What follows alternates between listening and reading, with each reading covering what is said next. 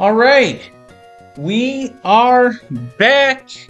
Today is the day we get our last encounters, we fill our box. Now, I will admit, it's kind of strange that it took a week to get this video out because all we need to do is do our Victory Road encounter and we have 6 routes where we can go get our roamers. So this shouldn't take that long. Why is it taking a week to get this video out?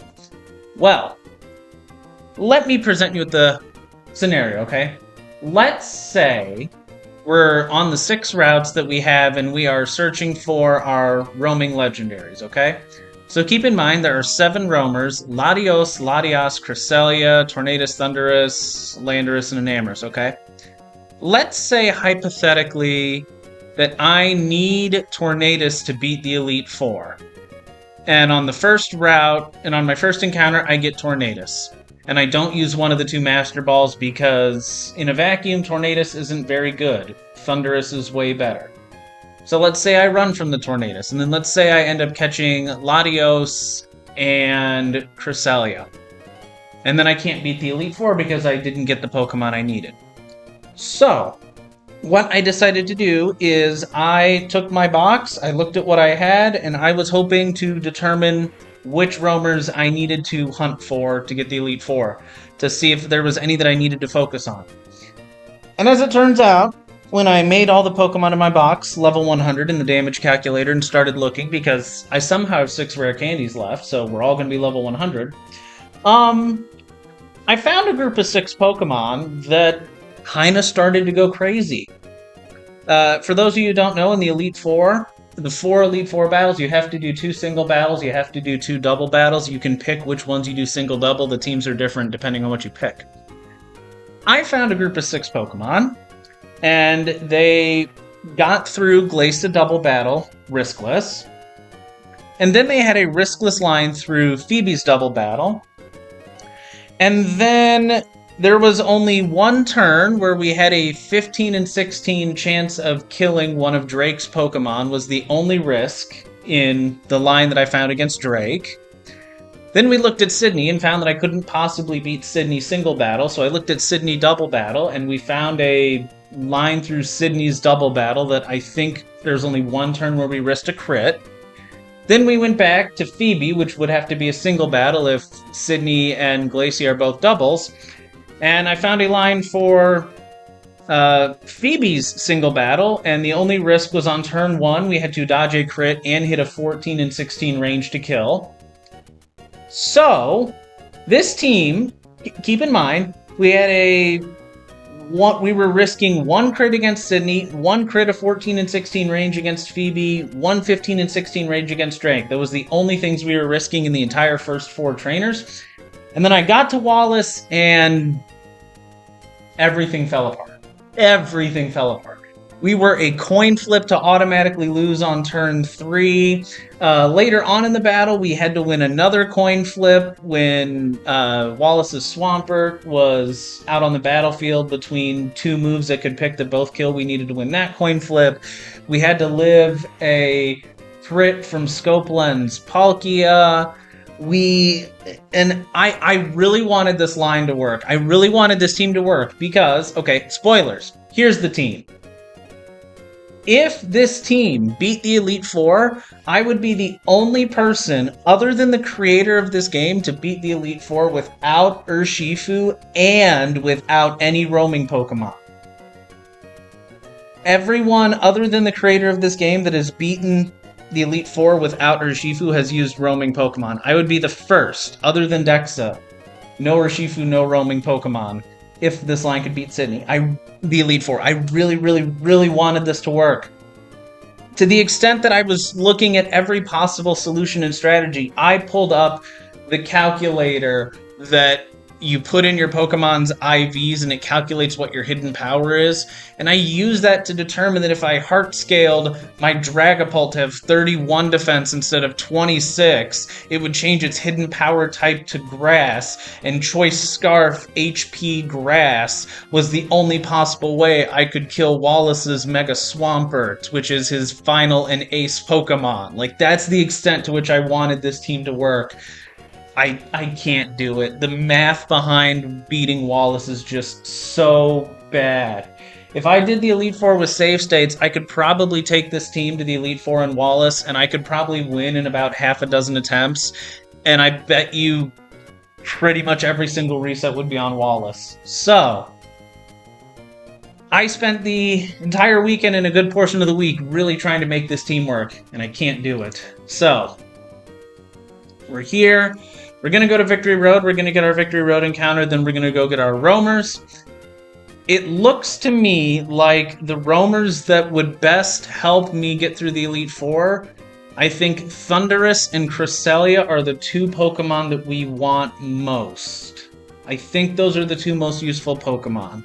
So if we get Thundurus or Cresselia when we're looking for roamers, those are the ones we're going to Master Ball. We're going to Quick Ball everything else. You know, it's a 2% chance to catch a roamer with a Quick Ball, so we might get something else. But Thundurus and Cresselia are the two that we are really looking for. I think those are going to be the best two to help me get through the Elite Four. But before any of that, we got to go to Victory Road and get our Victory Road encounter. So let's do that first. All right. We are here in the basement of Victory Road. This is where we're going to get our encounter. There's 3 different encounter tables for Victory Road, whether you're on the first floor of the basement or you're in the second floor basement, whatever. Victory Road B1F is what this is called on the encounter list. This is where we're getting our encounter. This is where the most useful Pokemon are. We can get Gengar, which Mega Gengar could potentially be useful to the Elite Four. We can get Alakazam. Mega Alakazam could potentially be useful. Incineroar's in here. Fake Out, Parting Shot. Incineroar is really good in double battles. We could get Garchomp in here. We could get Tyranitar. So a lot of decently useful Pokemon in here. We're not going to go to the water because there's not really anything on the water that's helpful. The only Pokemon that I could get from surfing or fishing that could potentially help us would be Greninja, but we'd also have a 30% chance to get Hisuian Samurott, 30% chance to get Greninja, 20% Starmie. So we're just going to roll this encounter here, see what we can get. Maybe Mega Gengar, maybe Mega Alakazam, maybe Garchomp, Tyranitar, Incineroar. So a lot of pretty decent things here. Let's see what we get.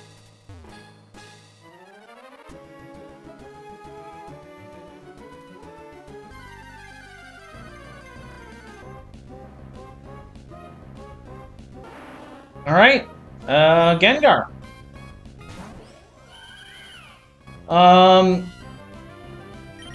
I remember to... Okay, yeah. It was really hard to figure out what 6 Pokemon I wanted to bring to Victory Road because there's a lot of really powerful Pokemon in here and we had to cover all of our defenses. Florges is holding an Assault Vest. It's never dead to super effective Sludge Wave, Sludge Bomb from 31... Special Attack, Modest Nature, Gengar, Max Roll Crit. We're just going to use our last Quick Ball here and hope that this stays in the ball. Well, there we go! Alright, we have Gengar. And now that we have Gengar, we are going to go and get our roamers. I'm going to change Pokemon real quick and we will be on our way. Alright. This is it. We have with us our 6 best/luckiest Pokemon. Our Insane Infernape. Golisopod has been clutched so many times. Metagross's Nature and IVs are insane. Sneasler's Nature IVs are insane. The Lucky Aerodactyl, the crazy good Urshifu. Like we've got all of our luck with us right now. It's time for roamers. So, there's 2 ways you can do roamers.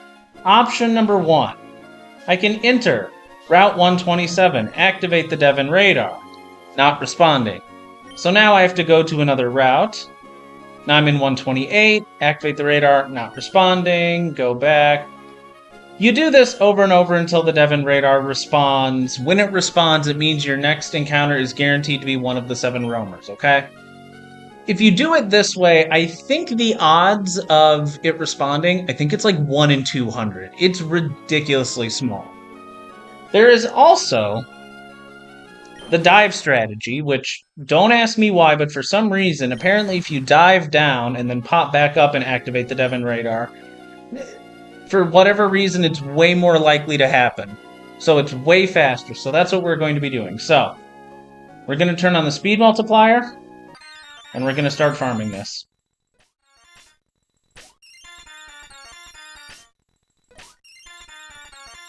Okay, there we go. We got the Devon Radars responding. Okay. Our next Pokemon is guaranteed to be one of the 7 roaming legendaries. We have 2 Master Balls. We have 6 Quick Balls. Quick Ball is 2% capture rate. Master Ball is guaranteed. We're looking for Thundurus or Cresselia. Are the 2 that we most want. Everything else we Quick Ball, but if we get one of those 2, we Master Ball.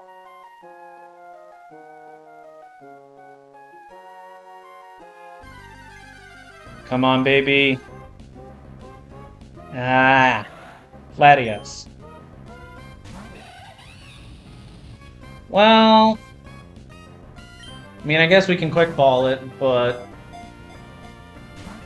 yeah, and then it runs away. Yep. All roamers are coded to run away on the first turn. Well, that was 128. Let's do 127 now.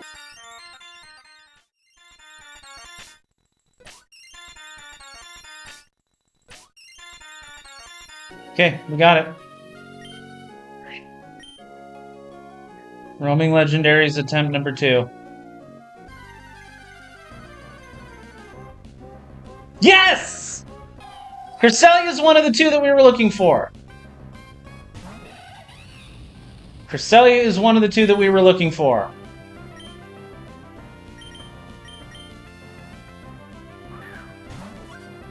Okay. Cresselia is not the number 1 we were looking for, though. We want Thundurus. Cresselia's got really good coverage and it's got healing. Cresselia has Ice Beam. We need to use some heart scales, but Cresselia can have Ice Beam, Moonblast, Psycho Shift, Psycho Boost, which is really good offensive coverage. It's really, really bulky in terms of its defense and special defense, and it's also got Moonlight so it can heal. So Cresselia is potentially very, very good.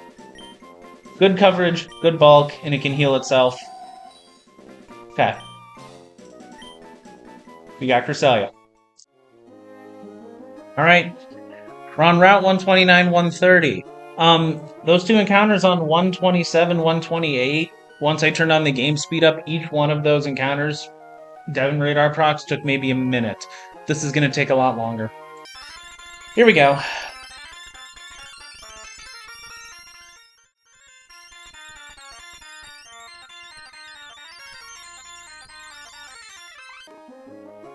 Oh. Alright, we just got a responding proc. That took like 5 minutes. And I've got the game at, I think, ×5, ×6 speed on speed up, whatever. Okay. We caught Cresselia, so this is 1 in 6 now to be Thundurus. We've got 4 chances left.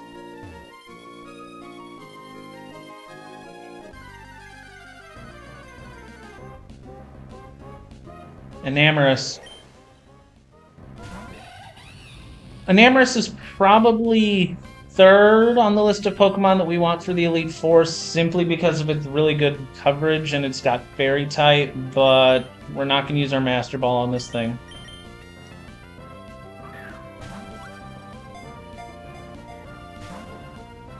Yeah. Well, that was 129, so back to the grind.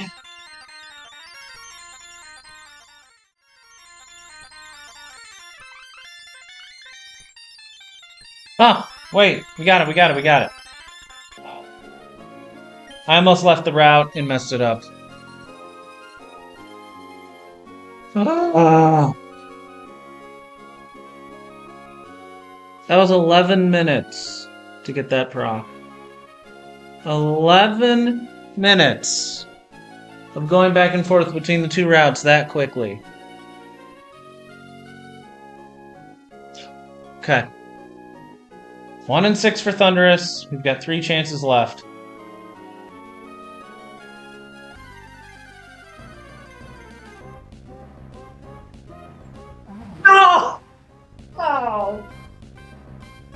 Dang it, I thought that was Thundurus. I got really excited. Oh. I thought that was Thundurus. Oh.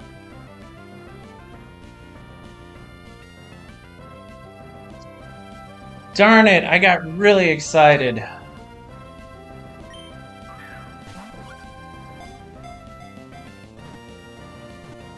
Don't tease me like this. Yes. You suck. You suck. 3 wiggle escape, seriously? Oh my god. That's not even fair. Alright. We're in Pacificlog Town, and I want to show you something, alright? So, this is Route 132 right here. This is one of the routes where we still need to get a roamer. We can check 132 very quickly, going back and forth between 132 and Pacificlog Town. The issue is Route 133, because to get to Route 133, we have to ride these rapids, go through this open space, ride these rapids, go through this open space, ride these rapids, go through this shallow water, ride these rapids, go through all of these twists and turns, and finally reach this open space to check one time the Devon radar. I don't know about you, but that doesn't seem fun to me, doing that 6 million times, because the last encounter we were checking probably every 2 seconds, and it took like 10-11 minutes to get that Devon radar activation in Route 130. I don't want to do this. So, what we're going to do, we're going to fly back to Pacificlog. We're going to go back and forth between Pacificlog and 132, and then as for our 133 encounter, I am going to activate a clause for my run that I'm coming up with just now. So, 132. Kill me now. Kill me now. I hate this. Kill me now. Okay. Ah! Ah, my hand is starting to hurt. There's a reason that I play with a Xbox controller and not on keyboard. When I play games on my computer, this is why. The back of my hand and my wrist is starting to hurt from doing this just for the few minutes I've been doing this. Okay. Can you even get a roamer in 132? 110, 111, and every route from 117 to 134. Okay. So it is possible to get a roamer on this route. It's just taking forever. Ah. Seriously, my hand hurts from how many times I've done this. Ugh. I've been recording for like an hour. This is by far the least amount of fun I've had playing Run and Bun. And that includes the days where I would spend 4, 5, 6 hours trying to plan a single fight, not figuring out a solution, and then going to bed and having nightmares about wiping. This is worse. This is less enjoyable. Hello, darkness, my old friend. Please kill me now again. I can't! I can't! Ugh. I can't do it anymore. I can't. I am absolutely losing my mind. Ugh. I've been trying to get this thing to activate on 132 for like... It has legitimately been more than 40 minutes. I was going to save this for Route 133 because to do Route 133 once, we have to go all the way through the rapids to get to 133, and we'd have to fly back to Pacificlog every time, but I'm doing it now. I'm activating a clause that I like to call my run, my rules.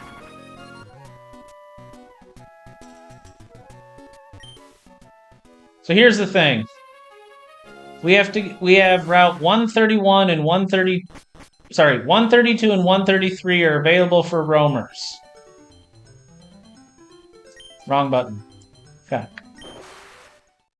132 and 133 are available for roamers.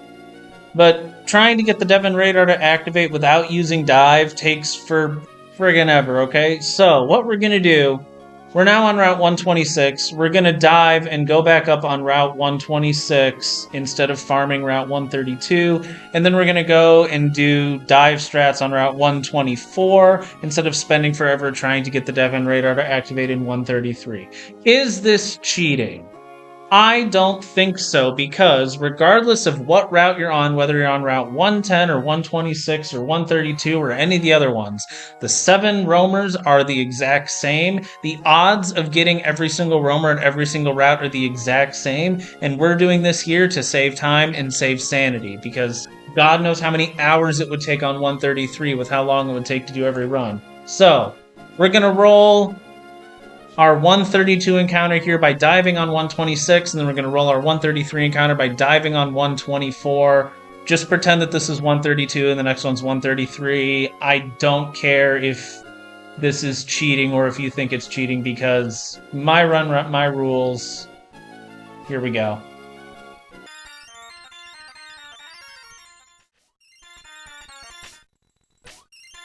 Oh.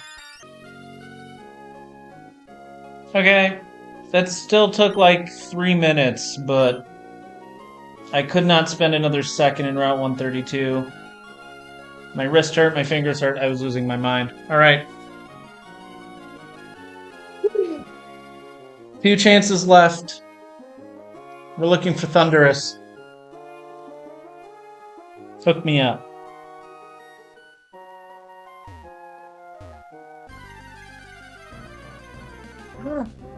Yes! Right. Yes! Yes!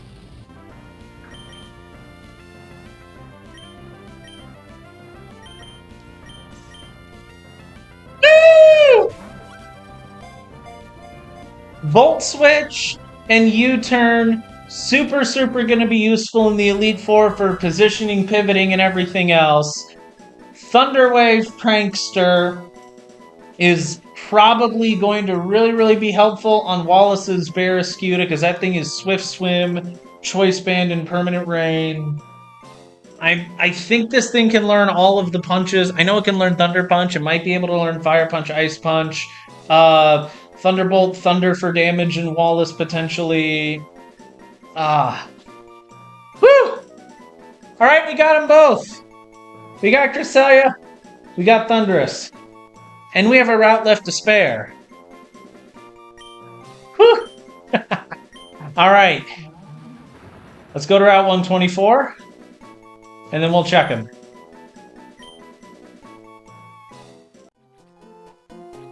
Alright.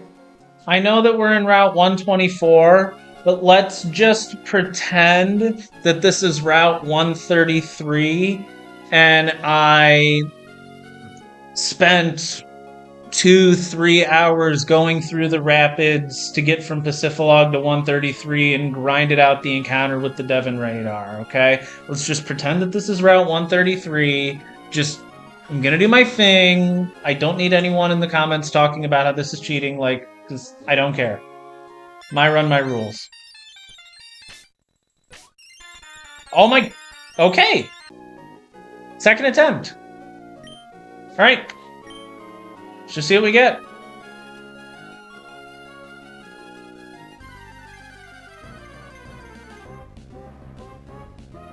Tornadus again.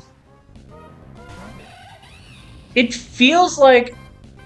From some of the other Runabun content that I've seen, it feels like Tornadus is like the most common encounter. Like maybe Tornadus has like a slightly higher encounter rate than the other roamers. I'm not entirely sure about that.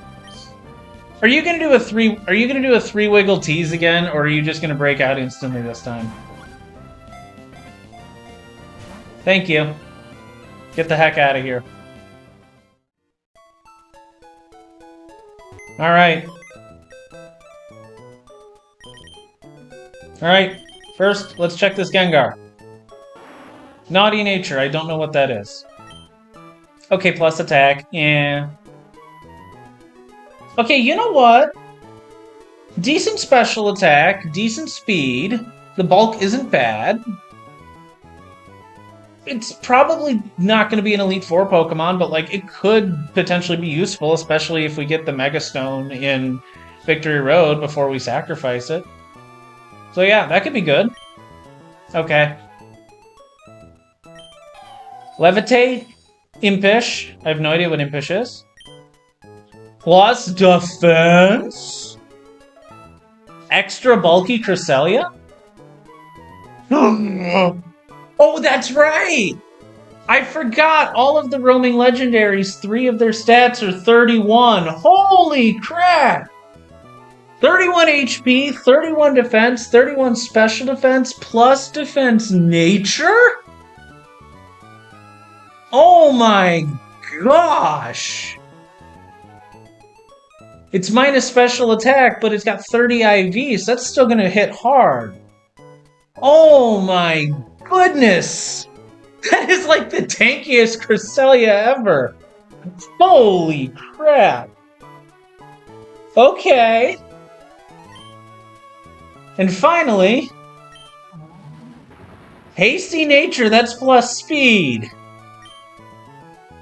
Minus defense. Defense doesn't really matter.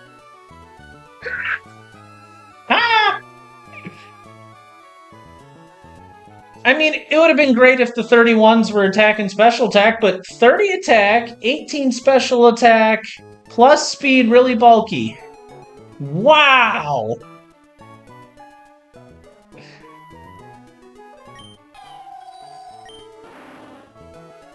Wow.